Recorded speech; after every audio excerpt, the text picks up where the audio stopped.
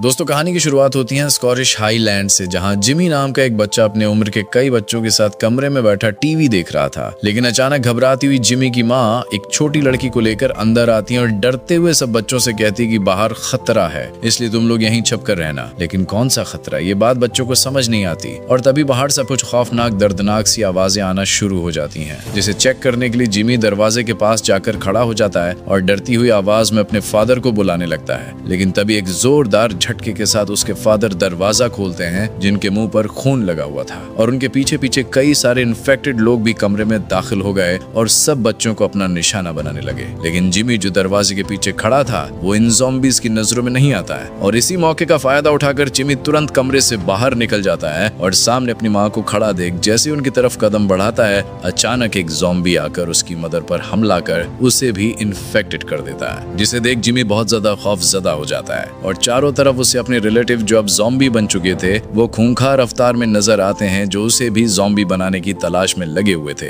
लेकिन जिमी हिम्मत कर जल्दी से घर से बाहर निकल पड़ता है, लेकिन बाहर का नजारा देख उसका खौफ और ज्यादा बढ़ जाता है क्योंकि यहाँ भी चारों तरफ ज़ॉम्बीज़ का आतंक फैला हुआ था। लेकिन जिमी इन ज़ॉम्बीज़ का निशाना बने बिना जल्दी से चर्च की तरफ भागता है क्योंकि यहीं पर उसके फादर मौजूद थे। जिमी भागा भागा अपने फादर के पास जाकर उन्हें पूरा किस्सा बताता है, लेकिन उसके फादर शोक मनाने की बजाय खुश होते हैं और जिमी को समझाते हुए कहते हैं कि ज़ॉम्बीज़ खतरा नहीं है, बल्कि ये गॉड के भेजे गए अवतार हैं जो न्याय करने आए हैं। अपने पिता के ये सर चकरा देने वाले अल्फाज सुन जिमी सन्न रह जाता है। उसके फादर उसे अपने गले से लॉकेट उतार कर देते हुए कहते हैं कि गॉड हमेशा तुम्हारे साथ है, बस तुम उन पर भरोसा बनाए रखना। इतने में ज़ॉम्बीज़ चर्च के अंदर घुसने की कोशिश करते हैं और जिमी डरकर जल्दी से एक जगह जाकर छुप जाता है, जबकि उसके फादर बिना डरे वहीं खड़े रहते हैं और ज़ॉम्बीज़ अपने शिकार को देख तुरंत उस पर झपट पड़ते हैं और उन्हें काट कर अपने जैसा ज़ॉम्बी बना लेते हैं। इस ज़ॉम्बी इन्फेक्शन के फैलने का कारण था रेज वायरस, जिसे यूरोप ने अपने देश में तो फैलने से रोक लिया था, लेकिन यूके में इस वायरस ने अपनी जड़ें मजबूती से फैलानी शुरू कर दी थी। इसलिए यूके को अलग थलग कर दिया गया था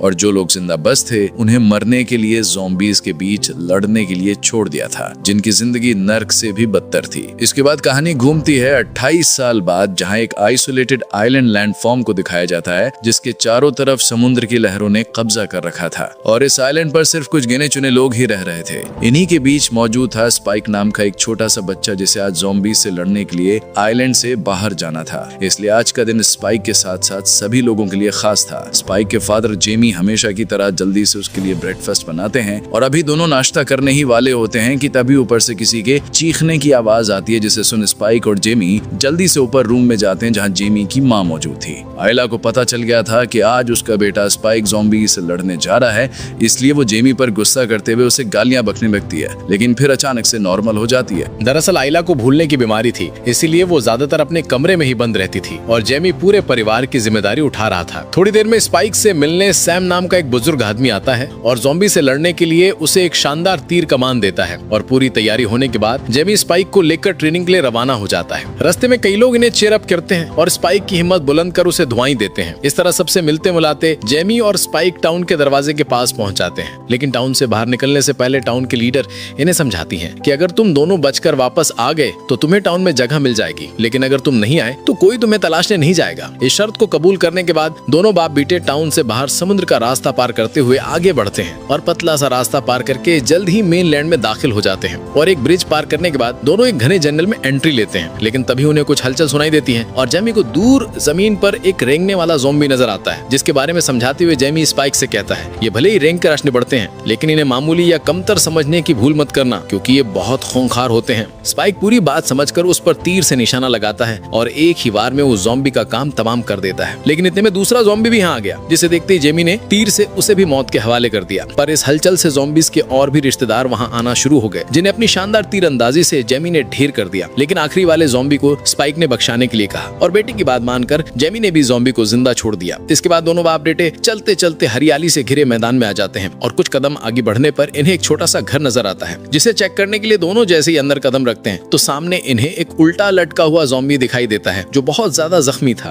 और उसकी बॉडी पर कुछ लिखा हुआ था। ये देख जेमी को लगता है कि शायद किसी ने इसे ज़ॉम्बी बनने से पहले ही बांध दिया होगा, इसीलिए जेमी स्पाइक से उसे मारने को कहता है। पर ज़ॉम्बी की हड़बड़ाहट देख स्पाइक उस पर हमला नहीं कर पाता और इतने में ज़ॉम्बी रस्सियों से आजाद होकर जमीन पर गिर पड़ता है और जैसे ही दोनों बाप बेटे पर हमला करने के लिए आगे बढ़ता है, वैसे ही स्पाइक जल्दी से तीर से उस पर हमला कर उसे मार देता है और और इस तरह दोनों ज़ॉम्बीज का निवाला बनने से बच जाते हैं। अपने बेटे की ये बहादुरी देख स्पाइक भी बहुत खुश होता है और फिर से दोनों जंगल की गहराइयों में निकल पड़ते हैं। कुछ दूर चलते ही इन्हें एक जानवर की बॉडी दिखाई देती है जिसे किसी ने आधा खाकर उसके ऑर्गेनिक पार्ट बाहर निकाल दिए थे। इसी बीच दोनों की नजर पेड़ पर टंगे इसी जानवर के सर पर पड़ती है, जिसे देख जेमी के होश उड़ जाते हैं और वो समझ जाता है कि ये काम अल्फा ज़ॉम्बीज का है, क्योंकि वही इतनी बेरहमी से मारते हैं। ये सब समझने के बाद अब जेमी का डर दुगना हो जाता है और वो स्पाइक को लेकर बहुत ही खामोशी से आगे बढ़ना शुरू कर देता है। और जैसे ही कुछ दूर चलकर हरे भरे मैदान में आता है तो उसे सामने अल्फा ज़ॉम्बीज का पूरा काफिला दिखाई देता है, जिनके शरीर पर एक भी कपड़ा नहीं था, जबकि चेहरे पर खौफ साफ नजर आ रहा था। इससे पहले कि अल्फा का काफिला इन दोनों को पकड़ पाता, जेमी स्पाइक को लेकर जल्दी से वहाँ से भाग निकलता है और अल्फा ज़ॉम्बीज इनके पीछे पीछे आने लगते हैं। इस मुश्किल घड़ी में भी जेमी स्पाइक को ट्रेन करते हुए उसे ज़ॉम्बीज को मारने का तरीका समझाने लगता है और कई सारे ज़ॉम्बीज को मारकर तुरंत वहाँ से निकल पड़ता है और स्पाइक को लेकर एक वीरान घर में घुस जाता है। लेकिन ज़ॉम्बी भी इनके पीछे पीछे घर के अंदर चले जाते हैं, जिन्हें ये दोनों तीरों से घायल कर मौत की नींद सुला देते हैं और बाकी ज़ॉम्बी की नजरों में आने से पहले एक एटिक के नीचे छुप जाते हैं और किस्मत से ज़ॉम्बीज भी इन्हें नहीं देख पाते। और घर के बाहर खड़े ज़ॉम्बी को देख जेमी स्पाइक को समझाता है कि अल्फा ज़ॉम्बीज काफी बड़े और खूंखार होते हैं और अब हमारे पास इन्हें मारने के लिए ज्यादा तीर नहीं बचे हैं, इसलिए हमें इनके जाने तक यहीं छुप कर रहना होगा। धीरे धीरे रात का अंधेरा आसमान को अपनी आगोश में समाने लगता है और तभी दूर दराज जगह पर दोनों को एक नॉर्मल आदमी दिखाई देता है जो कि इनके आइलैंड के रास्ते पर चल रहा था। जेमी स्पाइक को बताता है कि ये हमारे ही लोग हैं जो हमारी हिफाजत के लिए यहाँ हर रात पहरा देते हैं। इसी बीच स्पाइक को दूर जगह पर आग जलती हुई दिखाई देती है, जिसके बारे में पूछने पर जेमी ने उसे कुछ नहीं बताता है। और जब रात में स्पाइक सो रहा होता है तो उसे अपनी माँ पानी में डूबती हुई नजर आती है, जिसके चारों तरफ ज़ॉम्बीज मौजूद थे। इतने में जेमी उसे उठाकर कहता है बाहर जानवरों का झुंड आ गया है, जिससे घर बुरी तरह से हिल रहा है। जैसे ही दोनों बाहर निकलते हैं घर की छत गिर जाती है, जिसकी आवाज से ज़ॉम्बीज अट्रैक्ट होकर यहाँ आ जाते हैं। इसी खतरे को भांपते हुए जेमी स्पाइक को लेकर अपने आइलैंड की तरफ भागने लगता है और जब दोनों समुद्र पार कर रहे होते हैं तो पहाड़ की चोटी पर खड़ा एक नंगा पुंगा ज़ॉम्बी इन्हें देख लेता है और इन्हें दबोचने के लिए जल्दी जल्दी इनकी तरफ आने लगता है। इस बात से अनजान स्पाइक और जेमी बेफिक्र होकर आगे बढ़ रहे थे, लेकिन तभी चमगादड़ के एक झुंड ने उनके सर पर मंडराना शुरू कर दिया। इतने सारे चमगादड़ को एक साथ देख जेमी समझ जाता है कि खतरा नजदीक है। जैसे ही जेमी पीछे मुड़कर देखता है तो उसे एक लंबा चौड़ा अल्फा अपनी तरफ आता हुआ दिखाई देता है, जिसे देख स्पाइक और जेमी की पैंट गीली हो जाती है और दोनों फुल स्पीड में भागना शुरू कर देते हैं। लेकिन इस भगदड़ में स्पाइक का पैर एक गड्ढे में घुस जाता है, पर जेमी स्पाइक को सेफली बाहर निकालकर आगे बढ़ने लगता और चीखते हुए गार्ड से दरवाजा खोलने को कहता है। जेमी की आवाज सुन गार्ड्स भी अलर्ट होकर लाइट जलाते हैं और अल्फा ज़ॉम्बी को रोकने के लिए उस पर तीरों की बौछार करने लगते हैं। हालांकि इन तीरों से अल्फा ज़ॉम्बी जख्मी तो होता है, पर बेशुमार पावर की वजह से वो फिर से जेमी के पीछे भागने लगता है और जैसे ही दोनों के करीब पहुंचता है एक गार्ड आग में जलता हुआ तीर उसके शरीर पर मारकर उसे बुरी तरह जख्मी कर देता है। इस मौके का फायदा उठाकर जेमी स्पाइक को लेकर दरवाजे के पास आ जाता है और लीडर उनकी आंखों को देख जब ये कंफर्म कर लेती हैं कि दोनों इन्फेक्टेड नहीं हुए तो फिर उन्हें टाउन के अंदर एंट्री दे देती हैं और इस तरह दोनों बाप बेटे का ये एडवेंचर कंप्लीट होता है। स्पाइक की पहली कामयाब ट्रेनिंग की खुशी में पूरा टाउन जश्न मनाता है और नाच गाने के बीच स्पाइक को शराब भी पिलाई जाती है। लेकिन ये सब स्पाइक को पसंद नहीं आता और वह दूर सन्नाटे में जाकर वॉमिट के जरिए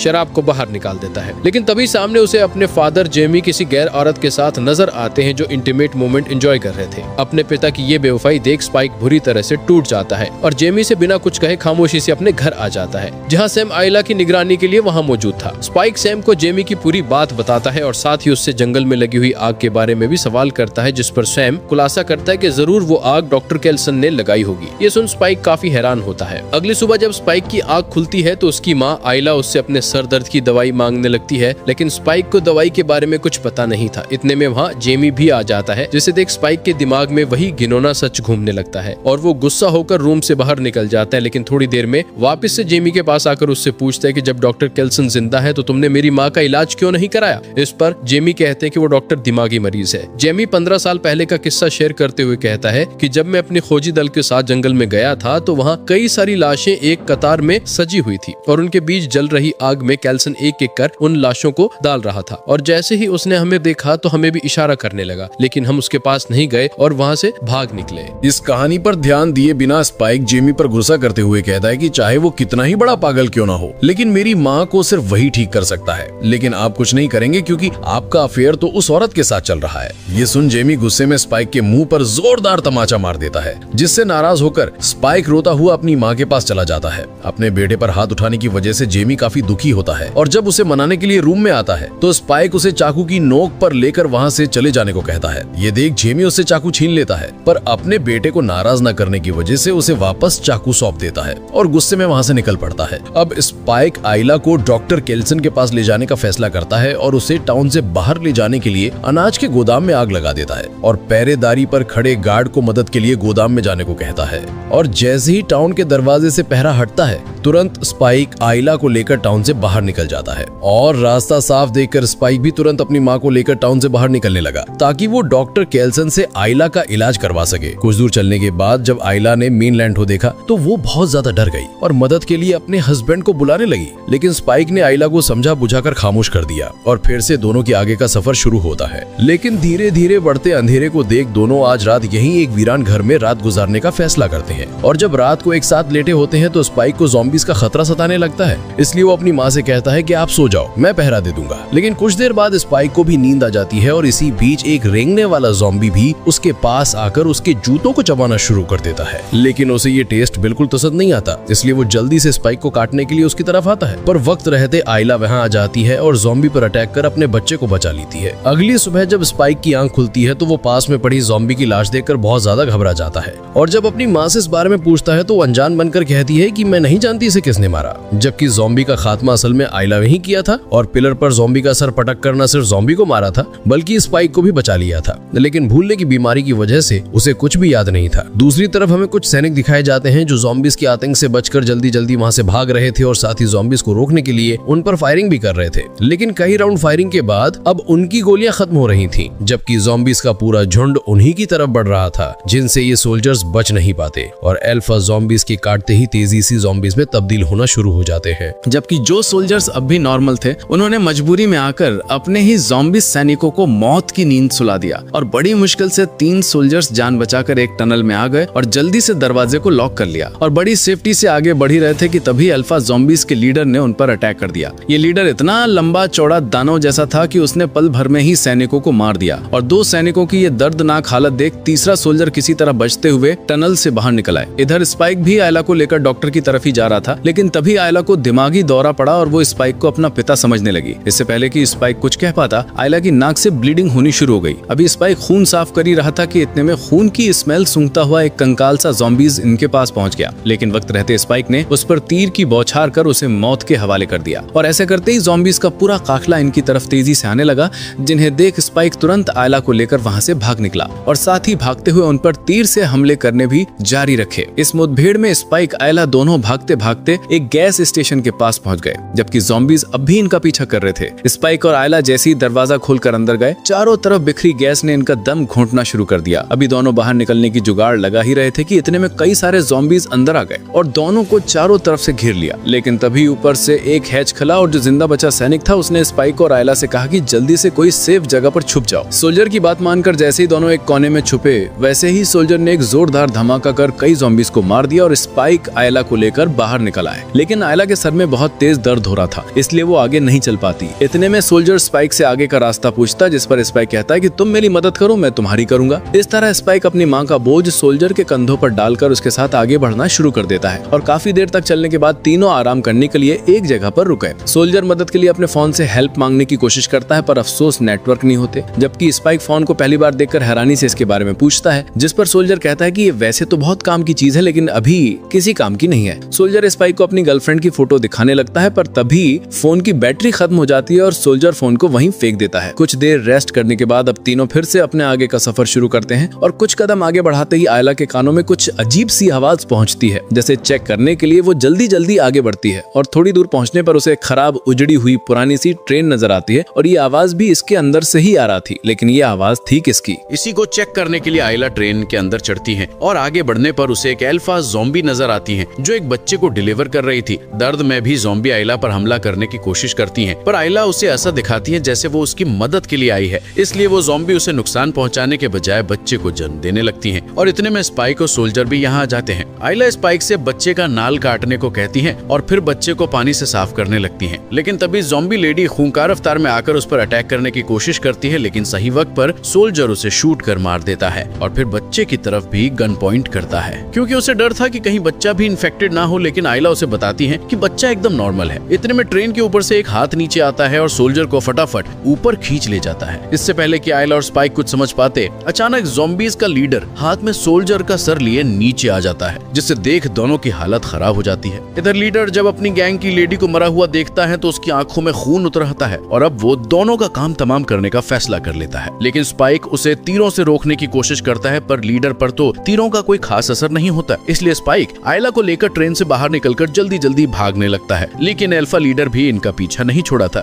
वो लगातार इन्हें फॉलो कर रहा था और बस स्पाइक पर हमला करने ही वाला था कि तभी डॉक्टर केल्सन ने आकर उसे एक तीर मार दिया, जिससे लीडर वहीं बेसुत्साह हो गया। डॉक्टर केल्सन इन दोनों को बताता है कि पिछले 3 सालों से मैं यहाँ पर रह रहा हूँ और ज़ॉम्बीज से बचने के लिए मैं बॉडी पर आयोडीन लगाकर रहता हूँ, जिससे ज़ॉम्बी वायरस बॉडी पर असर नहीं करता। बातों के दौरान डॉक्टर ने सोल्जर का सर भी अपने पास रख लिया। स्पाइक डॉक्टर से कहता है कि आप मेरी माँ को ठीक कर दीजिए। इस पर डॉक्टर इन दोनों को बोन टेम्पल में लेकर जाता है, जहाँ खोपड़ियों की एक बड़ी सी इमारत बनी हुई थी, जबकि आसपास भी हड्डियां मौजूद थी। डॉक्टर ने जल्दी से सोल्जर की खोपड़ी को एक भट्टी में डालकर उसका सारा मांस साफ कर दिया और फिर उसे स्पाइक को सौंपते हुए कहा कि इस खोपड़ी को टावर पर रख दो। स्पाइक भी ऐसा ही करता है और ज़ॉम्बी के बच्चे की डिलीवरी के बारे में अभी डॉक्टर को बताता है, जिस पर डॉक्टर कहता है कि प्लेसेंटा की वजह से बच्चा इन्फेक्टेड नहीं हुआ। इसके बाद डॉक्टर आयला को चेक करता है और बताता है कि आयला कैंसर की लास्ट स्टेज से गुजर रही थी। ये सुन स्पाइक के तो पैरों तले जमीन ही खिसक जाती है और आयला उसे शांत कर डॉक्टर को इशारा करती है कि वो अब रेडी है। डॉक्टर स्पाइक को समझाता है कि मौत हर किसी को आनी है और किस्मत में जो लिखा है वही होना है। इसके बाद आयला बच्चे को स्पाइक के हाथों में सौंपकर डॉक्टर के साथ वहां से चली जाती है और डॉक्टर उसे हमेशा के लिए दर्द से आजाद कर इस दुनिया से विदा कर देता है। और थोड़ी देर बाद डॉक्टर आयला की खोपड़ी लेकर स्पाइक के पास आ जाता है और उसे भी टावर पर रखने को कहता है और स्पाइक सबसे टॉप पर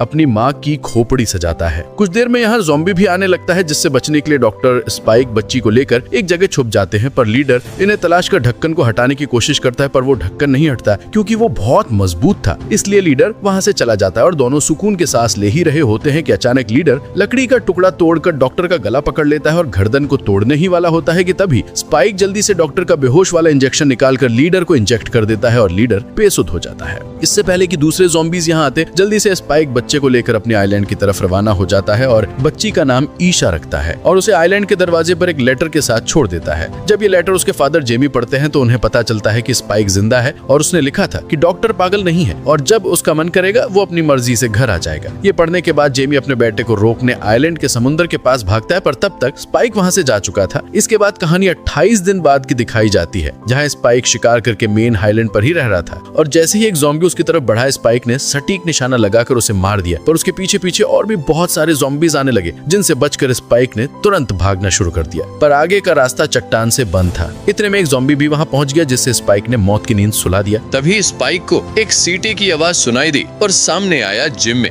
ये वही बच्चा था जो मूवी की शुरुआत में बचकर भागा था। ये स्पाइक की बहादुरी देख उसे अपनी टीम में शामिल होने को कहता है और जैसे ही ज़ॉम्बी वहां आते हैं, उसकी टीम एक झटके में सबको मार देती है और स्पाइक भी जिम्मी की टीम में शामिल हो जाता है और इसी के साथ मूवी यही दी एंड हो जाती है।